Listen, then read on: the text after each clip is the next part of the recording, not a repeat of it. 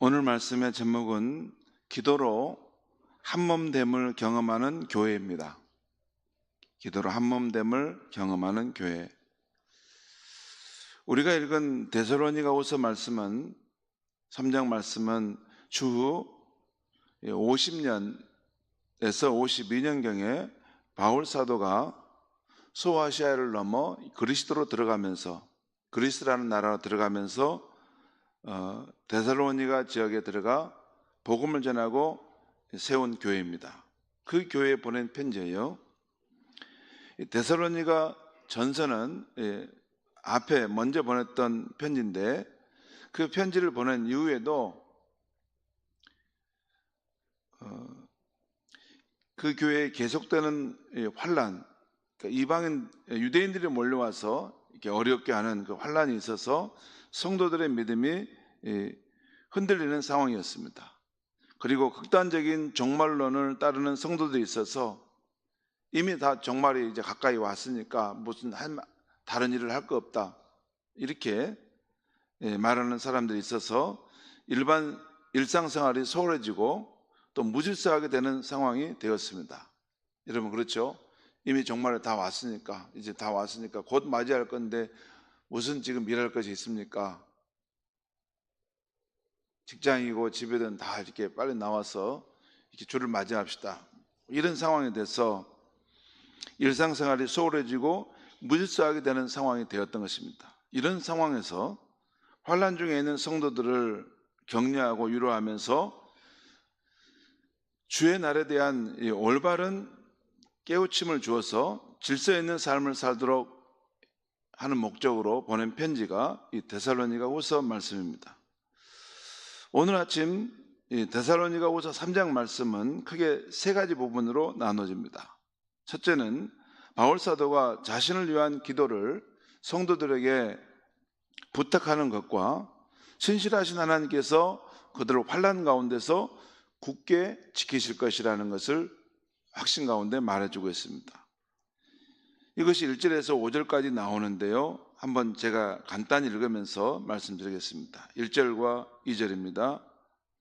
끝으로 형제들아, 마지막으로 이제 권면한다는 거죠. 너희는 우리를 위하여 기도하기를 주의 말씀이 너희 가운데서와 같이 퍼져나가 영광스럽게 되고 또한 우리를 부당하고 악한 사람들에게서 건지시옵소서 하라. 믿음은 모든 사람의 것이 아니라. 지금 사도 바울이 데살로니가 교인들을 향해서 너희는 우리를 위하여 기도하라는 것입니다. 기도해 주라는 것입니다. 무엇을 기도하는가 하면 주의 말씀이 여러분의 그 지역에서 이렇게 활발하게 퍼져나갔던 것처럼 우리가 복음을 전하는 곳에서 이렇게 복음이 활발하게 전파되고 그래서 하나님의 영광이 나타나도록 기도해 달라는 것입니다. 또한 우리가 부당하고 악한 사람들에게서 이런 어려움을 당하지 않도록 이렇게 하나님 건져달라고 기도해 달라는 것입니다. 여러분 이렇게 기도를 성도들에게 부탁한다는 것은 우리의 기도를 하나님이 받으셔서 실제 그렇게 역사하신다는 것을 믿기 때문에 그 기도를 부탁한 것이죠. 여러분이 기도하면 그 기도를 하나님이 들으셔서 역사하니까 나를 위해서 여러분 좀 꼭 기도해 주십시오 라고 간절히 부탁하는 것입니다. 그래서 믿음은 모든 사람의 것이 아니니라 이 말은 이 말씀은 사실 믿음이란 어떤 사람에게 믿음은 있지만 또 어떤 사람의 믿음이 없죠. 모든 사람에게 믿음이 있는 것은 아닙니다. 아무튼 믿음이 있는 여러분은 나를 위해서 중보기도해 주십시오 라는 것입니다. 3절에서 5절까지 말씀 또 읽겠습니다. 주는 미쁘사 너희를 굳건하게 하시고 악한 자에게서 지키시리라. 또 4절 너희에 대하여 우리가 명한 것을 너희가 행하고 또 행할 줄을 우리가 주 안에서 확신하노니. 지금 사도 바울은 두 가지를 확신하고 있어요. 첫째는 주님에 대해서는 우리 주님은 신실하신 분, 미쁘신 분이기 때문에 너희를 굳건하게, 그러니까 너희를 지금 불러서 구원의 길로 인도하고 계시는데 너희를 굳건하게 하시고 악한 자에게서 지켜주실 것이다. 이것을 확신한다는 거예요. 또 하나 데살로니가 교회에 대해서 확신하는 것은 여기 너희에 대해서는 우리가 명한 것이 뭐겠습니까? 복음의 말씀이죠. 복음의 말씀이죠. 그것을 너희가 행하고 또 행할 줄을 우리가 주 안에서 확신하노니. 여러분, 그냥 우리가 확신하노니 이렇게 하지 않고 주 안에서 확신하노니 이렇게 표현했어요. 여러분, 예수를 믿는 사람들은 사실 주 안에 다 들어와 있는 공동체인 줄 믿습니다. 다 주 안에 있어요. 그러니까 여러분, 성도와 성도 간에 또 목사와 성도 간에도 이 모든 상황은 이 주 안에서 일어나는 일들이에요. 그러니까 여러분, 크리스천들은 항상 생각해야 됩니다. 내가 다른 형제 자매를 대할 때 나와 그 사람만의 관계는 아닙니다. 나와 그 사람과의 관계 가운데 주님이 계시다는 것을 항상 잊어서는 안 됩니다. 항상 크리스천의 삶은 우리 예수를 믿지 않을 때는 그냥 나와 그 사람, 두 사람만의 관계이지만 우리 주 예수님을 믿으면 우리는 항상 주 안에 거하는 사람들인 것입니다. 그래서 누구를 만나든지 특별히 형제 자매가 만날 때는 또 어떤 관계가 일이 있고 또 뭔 일을 어떤 상황들이 될 때는 항상 주 안에 있는 상황이라는 것을 알고 주님이 보실 때 우리의 이런 행동과 이런 모습을 어찌 보실까 생각하면서 늘 주님 앞에서 아름다운 모습, 그런 모습을 지켜가는 것이 필요한데, 지금 사도 바울은 그 데살로니가 교인들 그들만을 생각하는 것이 아니라 주님 안에서 그들을 볼 때 이런 확신을 갖는다는 것입니다. 그리고 5절, 주께서 너희 마음을 인도하여 하나님의 사랑과 그리스도의 인내에 들어가게 하시기를 원하노라. 여기서 원하노라 할 때는 누가 원한다는 거겠어요? 누가 원합니까? 바울이요. 바울이 원하죠. 바울이 원한다는 거, 뭘 원한다는 거예요? 주님께서 여러분의 마음을 인도하여 들어가게 하신다는 거예요. 어디로? 하나님의 사랑과 그리스도의 인내 가운데로 들어가게 하시기를 원한다. 바울이 데살로니가 교인들을 위해서 이렇게 원한다는 것인데 사실 이것은 바울의 기도입니다. 이 기도를 바울이 한다는 거죠. 그리고 5절 말씀을 주목해 보면 우리가 알 수 있는 것은 주님께서, 하나님께서 하시는 일은 우리의 마음을 인도하신다는 거예요. 마음의 방향을 인도하신다는 거예요. 그래서 우리가 성령께서 우리 마음에 오셔서 역사해 달라고 기도하지 않습니까? 여러분, 저는 말씀을 준비할 때마다 항상 성령을 의지하고 기도하는 때 이렇게 기도를 해요. 하나님, 말씀을 준비할 때 그 말씀에 빛을 비춰주시고 또 말씀을 준비할 때 말씀의 길을 인도해 주세요 라는 거예요. 그것을 성령 하나님이 조명해 주지 않으면 말씀의 그 깊은 내용이 드러나지 않죠. 그리고 말씀을 준비하면 그 말씀이 어디로 갈지는 아무도 모릅니다.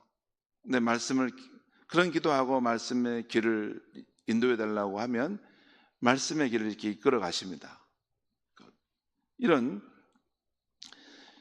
하나님은 우리의 마음을 인도하셔서 하나님의 사랑의 그런 확신으로 들어가게 하실 수 있는 분이라는 걸 알고 나는 여러분을 위해서 기도합니다는 거죠. 두 번째 오늘 본문의 사항은 교회 안에서 게으르게 행하고 무질서하게 행하는 자들에 대해서 권면과 훈계를 주는 말씀이 나옵니다. 이것이 6절에서 15절까지 나오는데 6절 중간에 게으르게 행하고 우리에게 받은 전통대로 행하지 아니하는 형제들이 있다라는 말이 있어요. 우리에게 받은 그 하나님의 말씀, 그 전통이 있다는 것입니다. 근데 그렇게 따르지 않는 형제들이 있다는 것이죠. 또 11절에 게으르게 행하여 도무지 일하지 아니하고 게으르게 행하고 도무지 일하지 않고 아니하고 이를 만드는 자들이 있다 한다는 것이에요. 그리고 이런 형제들에게 우리 주 예수 안에서 순종하여 자기 일을 하며 질서 있는 삶을 살라고 이렇게 말씀하고 있는 것입니다. 혹 순종하지 않는 자가 있다면 그를 멀리하되 원수와 같이 대하지 말고 형제와 같이 권면하여 결국 그를 세우라 하고 말씀하고 있는 것입니다. 자, 처음에는 바울 사도가 자신을 위한 기도를 부탁했던 것, 그리고 신실하신 하나님이 여러분을 굳게 지켜줄 것이다 말씀하셨고, 두 번째는 교회 안에서 게으르고 무질서하게 행하는 자들에 대한 권면의 말씀을 하는 것을 볼 수 있어요. 세 번째는 평강의 주께서 성도들을 축복해 주시기를 기도하고 있습니다. 그 16절 말씀인데 16절 같이 한번 읽겠습니다. 시작. 평강의 주께서 친히 때마다 일마다 너에게 평강을 주시고 주께서 너희 모든 사랑과 함께 하시기를 원하노라. 여기도 지금 원하노라고 했는데 바울 사도가 데살로니가 교인들에게 하나님이 이런 축복을 주시기를 원한다는 것이죠. 여러분, 원한다는 것은 기도입니다. 기도.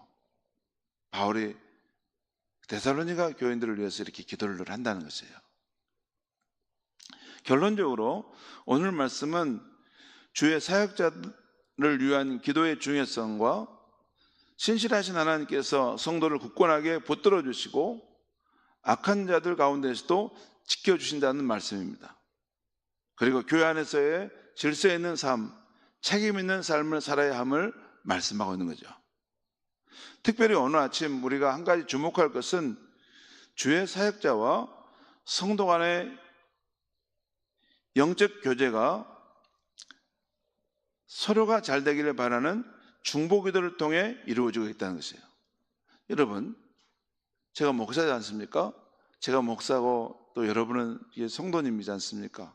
목사와 성도 간의 영적 교제가 있을 수 있겠죠. 교제의 삶이 있을 수 있어요.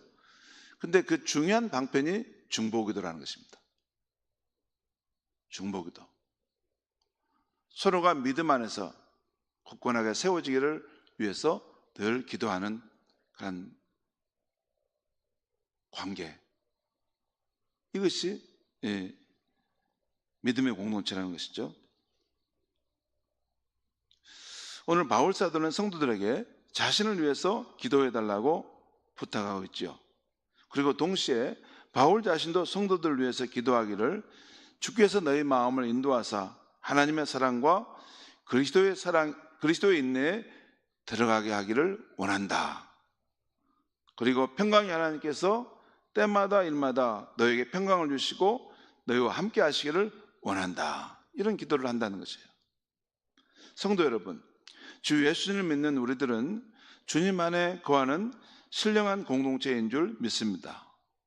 우리들은 교제를 하는데 어떤 교제를 하냐면 거룩한 말씀을 나누고 또 사랑을 나누고 섬김을 나누는 그런 교제하는 공동체이면서 동시에 서로가 믿음 안에서 굳게 서기를 기도해주는 공동체라는 것입니다. 교회 안에서 교제가 있다는데 그 교제는 어떤 교제지? 라이언스 클럽처럼 하는 그 교제를 말하는 게 아닙니다. 주 안에 있는 예수 신앙을 가진 사람들의 공동체 안에서의 교제입니다. 그것은 거룩한 말씀을 가지고 하는 교제이고 또한 사랑의 섬김을 통한 교제이고 또한 서로를 위한 중보기도의 교제라는 것이에요. 우리는 목장과 초원에 속한 지체 간에 서로를 위해서 중보기도 하고 또한 우리 교회 중보기도 카톡방을 통해서 서로를 위해서 중보기도 합니다.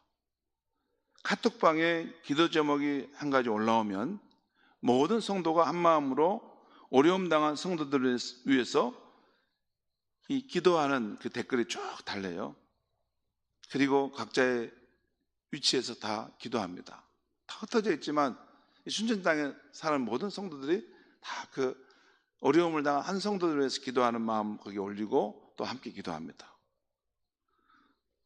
여러분, 그런 것이 없는 공동체하고 그런 한 사람의 어려움이 올라왔을 때 서로가 기도해 주는 공동체, 어떤 공동체가 믿음의 공동체입니까? 여러분, 이렇게 사소하고 작은 일이라고 그냥 그거 알아서 개인이 하는 것이지, 그러면 하나님이 교회를 세우지 않으셨습니다.